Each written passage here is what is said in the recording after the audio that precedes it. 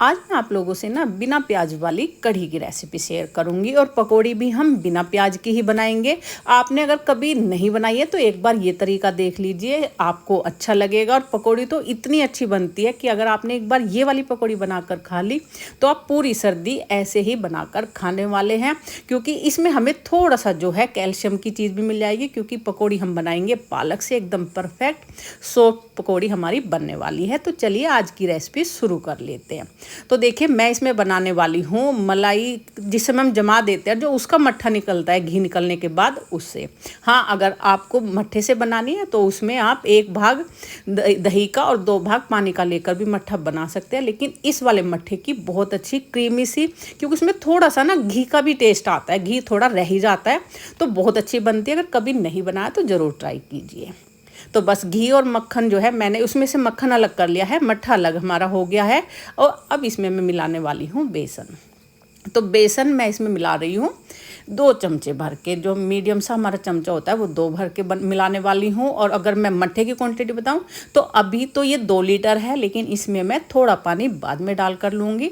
तो उस हिसाब से आपको इसमें 100 ग्राम बेसन डाल लेना है 2 किलो मट्ठे वाली कढ़ी में। और इसको हम मिक्स कर लेंगे अच्छे से। तो देखिए, अगर आप हाथ से घोलते हैं तो हाथ से घोल लीजिए, लेकिन मैं इसको ग्राइंडर से घोल कर लेने वाली हूँ। जितना हो सके खाने की चीज़ों में हाथ डालने से ही मैं बचती हूँ। तो बस इसको मैंने अच्छे से जो है घोल लिया है। जितने भी इसमें लम्स थे वो सारे मैंने निकाल दिए हैं। तो जो बेसन हमारे पास बचा है उससे अब हम पकौड़ी बनाने वाले हैं। तो ये पकौड़ी जो है आप ऐसी है कि अगर आपने एक बार इस तरह से पकौड़ी बनाकर खा ली ना, जो आज मैं तरीका शेयर कर रही हूँ, अब हमेशा यही तरीका खाने वाले हैं। और सर्दियों में तो खासकर, क्योंकि पालक बहुत अच्छा आता है। तो मैं बनाने वाली हूँ पालक की पकौड़ी, एकदम सॉफ्ट, बिल्कुल मुंह में घुल जाने वाली। तो मैंने ये थोड़ा सा पालक ले लिया है, जिसके पत्ते पत्ते मैंने निकाल लिए हैं साफ़ करके। और अब इसको मैं धो लूँगी अच्छे से 2-3 बार बिना काटे हुए, जिससे इसकी पूरी मिट्टी निकल जाए, क्योंकि पालक में काफ़ी किरकिराहट होती है। तो बस ये मैंने धो लिया है अच्छे से बहुत ही, और पत्ते भी साफ करके ले लिए थे, क्योंकि इस समय थोड़े से जो है पत्तों में छेद आ रहे हैं, तो छेद वाले पत्ते भी मैंने निकाल दिए थे। और हाँ, इसमें पालक देखिए आपको थोड़ा सा महीन काट कर लेना। अगर पालक के पत्ते आप बड़े बड़े लोगे तो पकौड़ी जो हमारी क्रिस्पी बनेगी। अगर नॉर्मल खाने के लिए आपको बनानी है ना, तो पालक आप बड़ा बड़ा साबुत भी डाल सकते हैं, लेकिन हमें पकौड़ी बनानी है सॉफ्ट, और हमें टेस्ट भी एकदम अच्छे वाला चाहिए। तो देखिए जैसे मैं काट रही हूँ, क्योंकि पत्ते पत्ते लिए हैं तो ये ना आसानी से फटाफट हमारे कट जाते हैं। इनमें कोई ज़्यादा मेहनत नहीं लगती, हल्का हल्का सा चाकू आप चलाओगे तो ये ऐसे ही कटते चले जाते हैं। तो अभी हम अपनी पकौड़ी के लिए पेस्ट को तैयार कर लेंगे। फ़िलहाल अभी तैयार करके ही रखना है, इसमें बहुत ज़्यादा कुछ हमें नहीं करना है। हाँ, इसमें मैं थोड़ा सा जो है मसाले मिला कर लूँगी, बहुत ज़्यादा मुझे नहीं मिलाने हैं। तो बस इसको हल्का सा गाढ़ा गाढ़ा करके मैंने जो है घोल तैयार कर दिया है। और अब हम चलते हैं कढ़ाई की तरफ को। कढ़ाई मैंने रख दी है गैस पर गर्म होने के लिए। और जैसे हमारी कढ़ाई गर्म होगी, हम इसमें डालेंगे सरसों का तेल तड़के के लिए। तेल देखिए आप सरसों का जो भी यूज कर सकते हैं वो करिए, लेकिन सरसों के तेल का फ्लेवर बहुत अच्छा आता है, तो मैं इसमें सरसों का तेल यूज कर रही हूँ। और तेल को हम गरम होने देंगे अच्छे से। तो जब तक हमारा तेल गरम होगा तब तक हम अदरक इसमें डालने वाले हैं। तो अदरक को हम कद्दूकस करके ले लेंगे। तो देखिए तेल गरम हो चुका है, तो अब इसमें मैं डालने वाली हूँ 1 चम्मच भर के मेथी दाना। बहुत ज़्यादा तेल गरम करोगे मेथी काली हो जाएगी और वो कड़वापन देगी। तो इतना कि बस हमारी मेथी जो है हल्की सी ब्राउन कलर की हो जाए, इतना ही भून कर लेना है। और अब इसमें मैंने जो अदरक कद्दूकस करके लिया था वो मैं इसमें डाल देती हूँ। तो बस इसको भी जो है हल्का सा भुनने देंगे। और फिर अब मैं डाल रही हूँ इसमें कुछ हरी मिर्च, हल्की हल्की सी चॉप करके, बहुत ज़्यादा नहीं डालनी है, बस इतनी ही मुझे डालनी है। ये हल्का सा इन्हें भून लूँगी, बहुत ज़्यादा नहीं, कलर चेंज नहीं करना, हल्की से चटचट होने लगे इतनी ही डालनी है। अब इसमें हम डाल देंगे कुछ मसाले। तो ये मैंने 1 चम्मच बड़ा भर के ले लिया है धनिया, घर का पिस हुआ है, दरा दरा सा लिया है, बहुत ज़्यादा महीन नहीं है। और 1 चम्मच हम इसमें डाल रहे हैं हल्दी पाउडर। और अब इसमें हम थोड़ी सी, बिल्कुल देखिए 1/4 चम्मच, बहुत ज़्यादा नहीं है, इतने ही डालने वाले हैं। इसमें हम लाल मिर्च, गैस मैंने इस समय सिम कर दिया है, मसाला जलाना नहीं, हल्का सा भूनना है। और अब हम सिम गैस पर ही धीरे धीरे हमने जो घोल बना कर रखा था वो डाल देंगे। नमक मैंने अभी नहीं डाला है। और सारा घोल डालने के बाद अब इसको हम लगातार चलाते हुए पकाने वाले हैं। तो इसे अब हमें तब तक चलाना है जब तक इसमें बहुत अच्छे से उबाल ना आ जाए। इसमें देखिए सबसे जो अच्छा तरीका होता है यही होता है। और जो मैं थोड़ा सा पानी इसमें, जो बर्तन हमने जिसमें घोल तैयार करा था उसमें डालकर थोड़ा सा अभी डाल देती हूँ और थोड़ा सा मैं बाद में डाल लूँगी। इसमें थोड़ा थोड़ा करके डलता रहता है। और बस देखिए हमारी जो है कढ़ी में चारों तरफ से अच्छा उबाल आ गया, लेकिन अभी भी जब तक चारों कोने इसके ना बुलबुले उठाने लगे तब तक मुझे ये अच्छे से चला लेनी है। और बस जब हमें लगे कि इसे ऐसे ही उबलते हुए 10 से 5 मिनट हो गई है, उसके बाद हमें गैस सिम कर देनी है। लेकिन उबाल आने के भी कुछ टाइम बाद तक मैं इसको लगातार चलाती रहती हूँ। तो मुझे ना थोड़ी सी ये गाढ़ी लग रही है, क्योंकि अभी आधा घंटा और उबलने वाली है। तो मैं इसमें डालने वाली हूँ 1 गिलास और पानी, यानी मैं लगभग इसमें 200-250 ml पानी इस गिलास में आता होगा वो और मैं इसमें डाल दूँगी, क्योंकि इसे अभी पकने में बहुत टाइम लगने वाला है।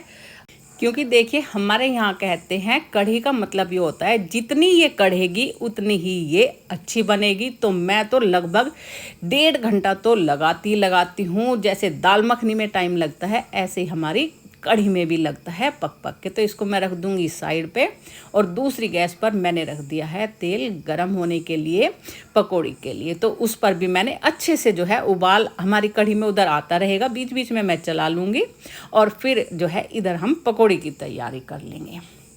तो देखिए ये मैंने जो है हमारा पेस्ट जो हमारा मैंने साइड में रख दिया था अपना अच्छे से वो करके, तो इसको अब हमें अच्छे से फेंट लेना है। हाँ, अगर आप खाने का सोडा खाते हो तो वो इसमें डाल सकते हो, लेकिन मैंने इसमें ऐसे ही फेंट कर लेने वाली हूँ। तो इसमें मैंने थोड़ा सा नमक और बस जीरा डाला है और कोई मसाला नहीं डाला है। तो तेल भी हमारा जो है गर्म हो चुका है बहुत ही अच्छे से। तो अब हम चाहे तो आप चम्मच की सहायता से डाल दीजिए, और अगर चम्मच से नहीं डाल सकते तो हाथ से फटाफट जैसे मैं दिखा रही हूँ छोटे छोटे पीस डाल देने हैं आपको, क्योंकि इनका साइज बहुत बड़ा हो जाता है फूल कर। हमने जो है जिस तरह से हम दही बड़े के लिए दाल फेंटते हैं ना, मैंने वैसे ही ये फेंट कर लिए हैं। और बाद में मैं दिखाऊंगी कि हमारी कितनी एकदम फ्लफी सी जालीदार जो है पकौड़ी बनकर तैयार होती है। और हाँ, अगर आप नॉर्मली खाना चाहते हैं तो जो बच जाए पेस्ट उसमें थोड़ा सा आलू और प्याज भी डाल सकते हैं, और प्याज नहीं खानी तो सिर्फ आलू डालकर भी पकौड़ी को बना सकते हैं। तो पकौड़ी में देखिए हल्की सी इसमें परत आने लगी है, तो अब इसको मैं हल्के हल्के हाथ से हिला दूंगी, जिससे ऊपर का जो हिस्सा हल्का सा रह गया है अभी बिना पके हुए वो भी अच्छे से पक जाए। और जब चारों तरफ तेल से हल्की सी परत आ जाएगी, अब देखिए इस तरीके से अलट पलट कर हमें इसे पका लेना है। क्योंकि अगर आपने इस तरीके से नहीं पकाई तो एक साइड में इसका पेस्ट इकट्ठा हो जाता है, तो वहीं पे इसमें गांठें बनती है। और बस अब इसको हम अच्छे से तेल को बचाते हुए सारी पकौड़ी इस तरीके से निकाल लेंगे। पकौड़ी का ये तरीका सबसे अच्छा है। और उधर हमारी कढ़ी भी जो है लगातार पकते जा रही है। और हाँ, अगर वीडियो अच्छी लग रही हो तो प्लीज़ हमारे चैनल को लाइक शेयर सब्सक्राइब ज़रूर कीजिए।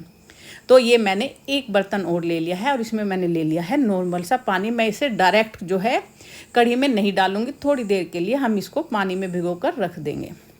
तो उससे हमारी कढ़ी तो पहले से, वो पकौड़ी तो पहले से ही सॉफ्ट है, लेकिन थोड़ी सी ये और सॉफ्ट हो जाएगी। और जो ये बच गई इसको हम वैसे स्नैक्स के रूप में खुद खा लेंगे। बस मुझे इतनी ही ज़रूरत है और इनको मैं अच्छे से डुबा दूंगी। और एक बार आपको दिखाती हूँ कि देखिए हमारी पकौड़ी कितनी सॉफ्ट बनी है। हर पकौड़ी आपको इतनी ही सॉफ्ट हमारी मिलने वाली है, किसी एक में भी, चाहे वो साइज़ बड़ा है या छोटा है, किसी में भी ना तो गांठे है और ना ही टाइट है। बस इनको भीगे हुए भी देखिए हल्का हल्का सा कलर चेंज हो गया है। बस मैंने 2 से 3 मिनट ही ये भिगो कर लिया, बहुत ज़्यादा नहीं भिगोनी, और बिल्कुल हल्के से हाथ से, बहुत ज़्यादा दबा के नहीं तो ये फूट जाएगी। और बस इनको हम साथ साथ हल्के हल्के दबा कर सारी जो है कढ़ी में अपनी डाल देंगे। और देखिए कढ़ी अभी भी हमारी पकी रही है सिम गैस पर। और हाँ, पकौड़ी डालने के बाद भी मैं तेज़ से नहीं चलाऊंगी, बिल्कुल सॉफ्ट से हाथों से पकौड़ियों को हम डुबा देंगे, और जिससे पकौड़ी का तासीर आपस में मिल जाए। और बस 5 मिनट के लिए इसको ऐसे ही गैस पर छोड़ देंगे पकने के लिए। थोड़ा सा मैं इसमें हरा धनिया अभी डाल देती हूँ, और बस एक बार फिर इसको हल्के हल्के हाथ से चला लेंगे। तो देखिए हमारी बिल्कुल परफेक्ट सी कढ़ी बनकर तैयार हो गई है। अब इसमें हल्का सा तड़का लगा देते हैं। ये अपनी इच्छा के अनुसार है, लगाना है लगाए, नहीं तो स्किप भी कर सकते हैं। तो इसमें मैंने डाल दिया है 1 चम्मच घी। मैं घी का लगाने वाली हूँ, घी का फ्लेवर बहुत अच्छा आता है। घी गर्म हो गया है और गैस में कर देती हूँ बंद, क्योंकि तेज़ गैस पर लगाएंगे तो सारा मसाला जल जाएगा। तो इसमें मैं डाल दूँगी थोड़ी सी ये टूटी हुई साबुत लाल मिर्च जो है, और हल्की सी जैसी ये फूल जाएगी उसके बाद मैं डालने वाली हूँ ये मसाला, ज़रा सा गरम मसाला, और थोड़ी सी हम डाल देंगे कलर के लिए इसमें कश्मीरी लाल मिर्च।